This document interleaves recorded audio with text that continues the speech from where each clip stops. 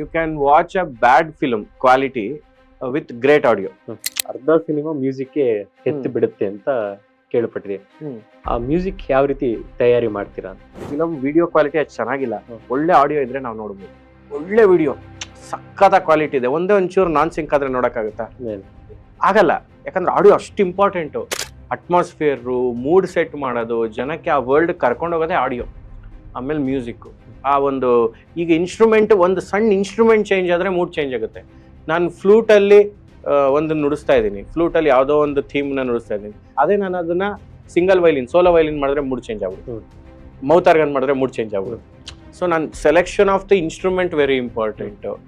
ನಾನು ಯಾವ ಥರ ಇದನ್ನ ತೊಗೊಂಡು ಹೋಗ್ತಾ ಇದ್ದೀನಿ, ನಾನು ಮೆಲಡಿ ಹೆಂಗೆ ಪ್ಲೇ ಮಾಡ್ತಾ ಇದ್ದೀನಿ ಈ ಸೀನ್ಗೆ, ಮತ್ತು ಯಾವ ಸೀನ್ಗೆ ಕರೆಕ್ಟಾಗಿ ನನಗೆ ಮೇಲ್ ಆಲಾಪ್ ಬೇಕಾ, ಫೀಮೇಲ್ ಆಲಾಪ್ ಬೇಕಾ, ನಾನು ಯಾವ ಥರದ ಸಂಗೀತನ ಚೂಸ್ ಮಾಡ್ತಾ ಇದ್ದೀನಿ, ಅದೆಲ್ಲ ತುಂಬ ಇಂಪಾರ್ಟೆಂಟ್. ನಾನು ಮ್ಯೂಸಿಕ್ ಡೈರೆಕ್ಟರ್ಸ್ ಇರ್ತಾರಲ್ಲ, ಅವ್ರಿಗೆ ಒಂಥರ ಮೆಡಿಟೇಟಿವ್ ಜಾಬ್ ಅದು.